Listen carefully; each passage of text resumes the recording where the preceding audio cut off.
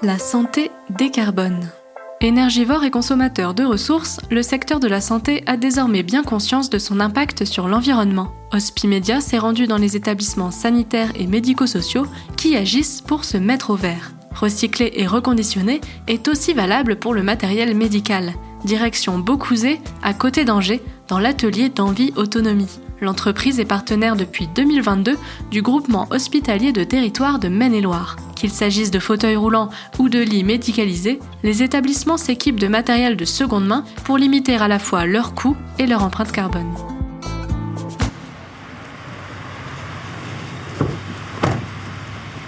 Bonjour. Messieurs, dames, bonjour. Bienvenue à Envie Autonomie. Alors ici, on se trouve sur le site Envie Autonomie de Beaucouzé. Nous sommes installés ici depuis 1 an et demi maintenant. Et donc à partir de Beaucouzé, on rayonne en termes d'intervention sur l'ensemble du Maine-et-Loire, et également la Sarthe et l'Indre-et-Loire, et aussi la Mayenne. Je suis Julien Sanz, je suis le responsable régional pour Envie Autonomie sur la région des Pays de la Loire. C'est ici que le groupe Envie Autonomie a vu le jour en 2015. Et aujourd'hui, Envie Autonomie, ça représente une 20aine d'agences à travers la France. On va suivre le circuit. L'idée, c'est de suivre le circuit d'un matériel médical pendant son reconditionnement. Comme ça, vous allez voir tout le cheminement en fait d'une aide technique à partir du moment où elle arrive chez Envie Autonomie. Alors, tout commence par ici. Nous sommes dans ce qu'on appelle le stock brut, c'est-à-dire que c'est du matériel qui a déjà été utilisé et qu'on a été collecté auprès soit des particuliers au domicile, soit auprès d'établissements de santé, donc type le GHT ou type EHPAD, donc du matériel dont ils n'ont plus l'utilité, mais qui pourrait avoir une deuxième vie. Ce matériel, c'est nous qui allons le collecter avec nos salariés en insertion et nos véhicules. Et ça se passe sous forme de dons. On le ramène ici sur notre agence et ce matériel, il va d'abord être trié, puisque sur ce qu'on récupère, tout n'est pas réutilisable et on en garde à peu près autour de 25%. Et le reste, ça repart dans des filières de revalorisation de déchets.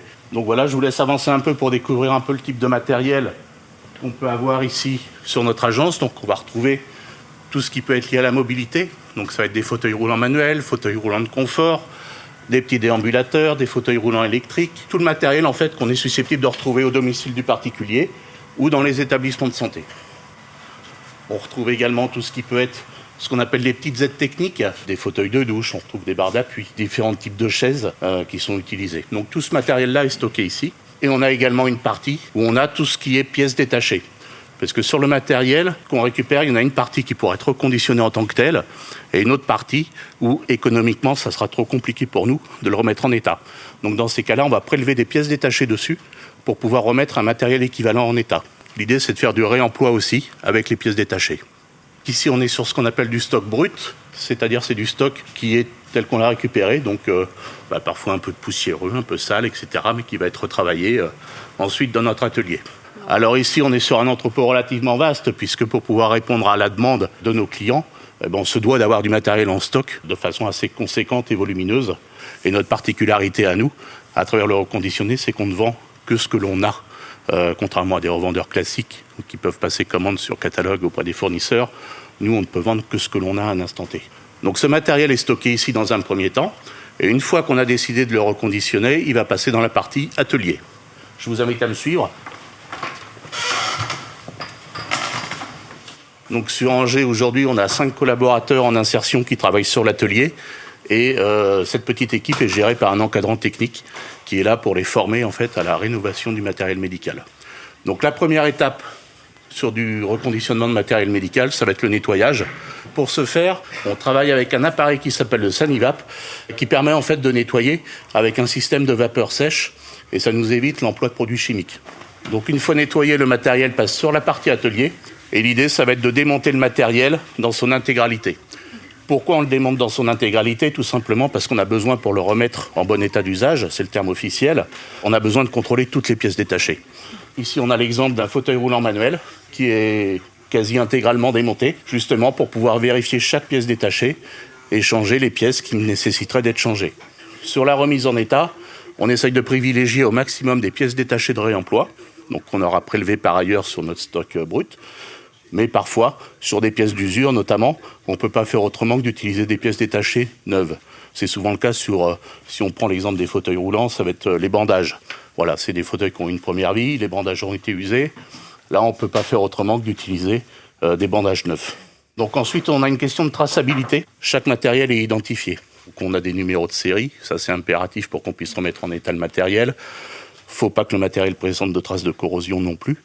Donc voilà, il y a différents critères qui font qu'on élimine du matériel et qu'on garde vraiment la crème de ce qu'on récupère.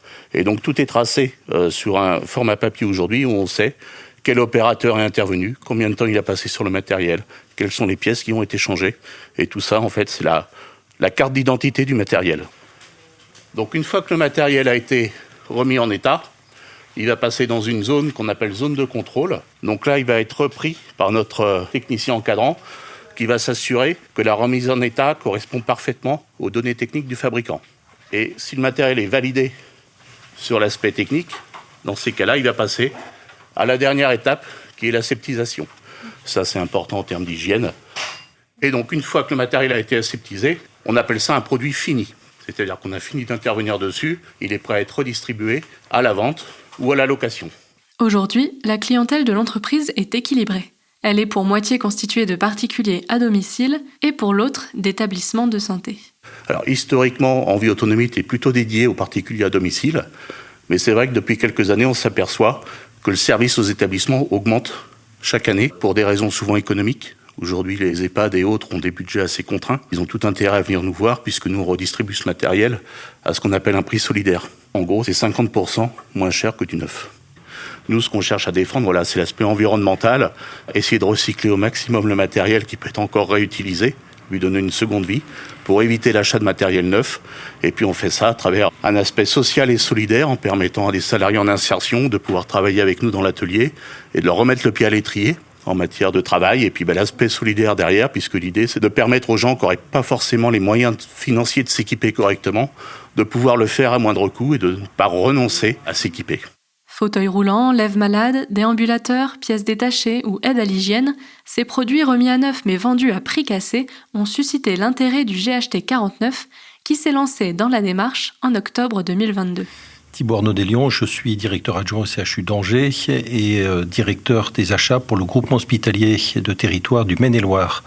Un groupement hospitalier qui regroupe 10 établissements de santé et dont l'établissement support est le CHU d'Angers. À l'origine, en 2022, l'ensemble de nos établissements ont fait le choix de réécrire intégralement leur politique achat en développant 2 axes particuliers dans cette politique achat. Un axe qui traduit notre engagement en matière d'achat responsable, avec une vraie volonté de travailler sur les problématiques d'économie circulaire, de développement durable.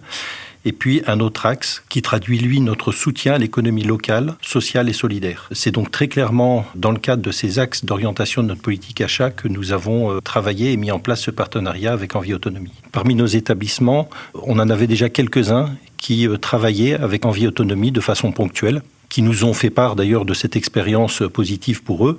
Et donc, c'est comme ça qu'on a pris ce contact initialement, qu'on a pu ensuite analyser la complétude de l'offre proposée par Envie Autonomie, parce que nos établissements ont besoin d'équipements, bien sûr, mais ils ont également besoin de prestations, de services après-vente, de pièces détachées, et aussi pour ces équipements, de prestations d'accompagnement et de personnalisation des équipements, de façon à ce que ces derniers répondent précisément aux besoins de chaque patient. Et c'est l'ensemble, en fait, de ce service qu'on a trouvé auprès d'Envie Autonomie. Depuis son lancement, la démarche a pris de l'ampleur sous l'égide du CHU. En plus des 10 établissements du GHT, 6 EHPAD de Maine-et-Loire ont été associés à la procédure d'achat. À l'avenir, on est tout à fait ouvert pour permettre également à d'autres établissements, surtout des établissements médico-sociaux du département, de s'associer à notre démarche également. Alors, on ne trouve pas forcément tout ce qu'il nous faut, mais ce qui est intéressant, c'est de savoir ce qui est produit, ce qui est disponible, de pouvoir en bénéficier quand ça répond effectivement correctement à une situation de patient. Mais en parallèle, nos établissements font aussi de l'acquisition d'équipements neufs, sans que ce soit discriminant. On est sur une offre qui permet de répondre à des besoins précis et dans des conditions financières adaptés aux problématiques de nos établissements. Les équipements concernés représentent un tout petit périmètre en fait, puisque les achats de nos établissements annuellement c'est un budget de 300 millions d'euros. Aujourd'hui, avec Envie Autonomie, on a à l'échelle de nos établissements une dépense annuelle entre 30 000 et 40 000 euros, mais qui a vocation à se développer grâce à ce partenariat. Bien sûr, on aimerait faire plus de reconditionnés, mais il faut aussi que l'offre soit disponible. C'est un secteur sur lequel on démarre, très clairement. Je crois que ce qui est important aussi, c'est de souligner que pour que ce système fonctionne, il faut aussi que nos établissements se mettent en capacité d'alimenter ce système par le don d'équipements non utilisés par également un processus de partenariat pour que les services soient les plus adaptés possibles à nos besoins. Donc c'est quelque chose qu'on veut construire dans le temps. Pour vous donner un exemple, le CHU d'Angers a fermé en mars dernier le site de Saint-Barthélemy, qui était un site de rééducation. Beaucoup d'équipements ont été réformés à l'occasion de cette fermeture et donc on a proposé à Envie Autonomie de récupérer des équipements qui pouvaient avoir de l'intérêt. Les mentalités évoluent beaucoup dans ce sens-là aujourd'hui. Les gens sont de plus en plus sensibilisés aux problématiques environnementales et le recours pour ce type d'équipement à du matériel reconditionné ne pose plus de problème. La seule garantie qui est attendue par les soignants, c'est le bon produit pour le bon patient. Mais à partir du moment où on sait justement, grâce à ce partenariat, adapter et personnaliser les produits, il n'y a aucune opposition dans les unités de soins pour ce type de démarche. Le reconditionnement de fauteuils roulants représente une diminution de 97% des émissions carbone par rapport au neuf. Mais ce partenariat présente aussi d'autres points positifs. Jean-Yves Trouillas, je suis responsable de la cellule des marchés pour la direction des achats du groupement hospitalier de territoire de Maine-et-Loire. Il y a plusieurs avantages, au-delà du simple avantage économique, qui est que en fait, ces matériels sont revendus à moitié prix par rapport au prix du neuf, donc il y a un avantage indéniable pour les établissements de ce point de vue-là. Il y a tout ce qui est qualité de service, l'accompagnement, la maintenance, la fourniture des pièces détachées, donc exactement ce qu'on retrouverait sur un marché de matériel neuf, et c'est ça les attentes des établissements de santé. Et puis après, les avantages, ils sont en termes de développement durable, d'économie circulaire qui nous permet de réduire les déchets, et puis de bilan carbone plus favorable, puisque acheter un fauteuil roulant reconditionné, c'est un impact carbone très faible par rapport à l'achat d'un fauteuil neuf en aluminium fabriqué en Asie. Sur l'année 2023, c'est une estimation à 4500 kg de CO2 évités dans le cadre du partenariat et 711 kg de matières premières évitées également. En gain achat, on a une somme autour de 20 000 € net de gain achat.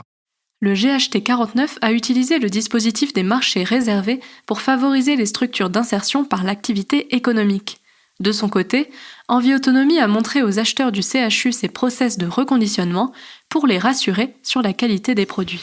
Alors Nicolas Écuyer, donc je suis conseiller technique et référent de l'agence d'Angers. Quand on parle de matériel reconditionné ou remis en bon état d'usage, qui est le terme officiel, pour ceux qui ne connaissent pas, on a besoin quand même un peu de se rendre compte aussi à quoi ça ressemble en fait un matériel remis en bon état d'usage. Aujourd'hui, les réticences on entend vraiment très très peu parler. Enfin, je pense que dans les premières années, effectivement, on sentait qu'il y avait des gens qui avaient besoin. Après, les gens qui ne connaissent pas, on essaie de les rassurer. On leur dit, écoutez, de toute façon, on propose des essais pour qu'effectivement les gens se rendent compte. Ce qui est important, c'est que dans nos process en fait de remise en bon état d'usage, on a mis en place quelque chose qui nous permet de vérifier et de valider toutes les étapes en fait de la remise en état, qui sont suivies par des fiches et par un premier contrôle et un second contrôle. Et puis on s'assure qu'effectivement le matériel il est conforme aux caractéristiques du fabricant. Le matériel, puisque c'est Envie Autonomie qui est distributeur, donc il se substitue en fait aux garanties du fabricant. Donc Envie Autonomie propose en fait une garantie de 2 ans pièces et main d'œuvre.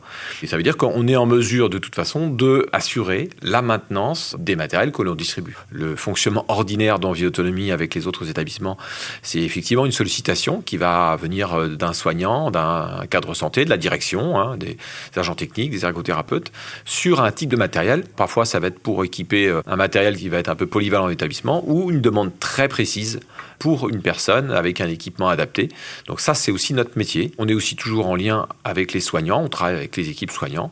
Et après, voilà, s'il y a des modifications à faire, des réglages à faire, des adaptations à faire sur le matériel, Envie Autonomie est en capacité de le proposer. L'entreprise est prête à s'ouvrir à de nouveaux partenaires dans d'autres territoires.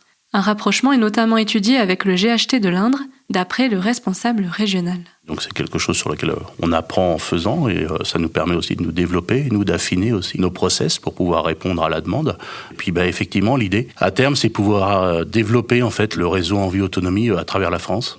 Une agence Envie Autonomie, c'est toujours un peu compliqué à ouvrir parce qu'on est sur un modèle économique qui reste fragile. L'économie sociale et solidaire, c'est toujours un peu juste. Voilà, le développement se fera au gré des opportunités. On est accompagné aussi souvent par les départements à travers la conférence des financeurs. Voilà, donc on a besoin d'avoir des gens qui nous soutiennent dans notre action pour qu'on puisse continuer à se développer et l'idée étant de mailler effectivement le territoire national. Alors le reconditionné, c'est quelque chose de nouveau dans le matériel médical. Aujourd'hui, Envie Autonomie est le seul réseau de façon structurée à proposer ce service. Donc il y a toujours une démarche à faire pour se faire connaître auprès des gens. Donc ça se fait petit à petit, mais on s'aperçoit très bien que les mentalités changent par rapport à ça et qu'aujourd'hui, les portes nous sont plutôt ouvertes quand on arrive et qu'on expose un peu nos spécificités, qu'on explique qui on est, ce qu'on fait, pourquoi on le fait. En général, on est plutôt très très bien accueillis. Oui. Ce reportage a été réalisé par Perrine Debacker. Au mixage et à la création sonore, Alexandre Debuchy. Le prochain épisode sera disponible mardi. En attendant, vous pouvez retrouver votre podcast La santé décarbone sur hospimedia.fr ou sur votre plateforme d'écoute préférée.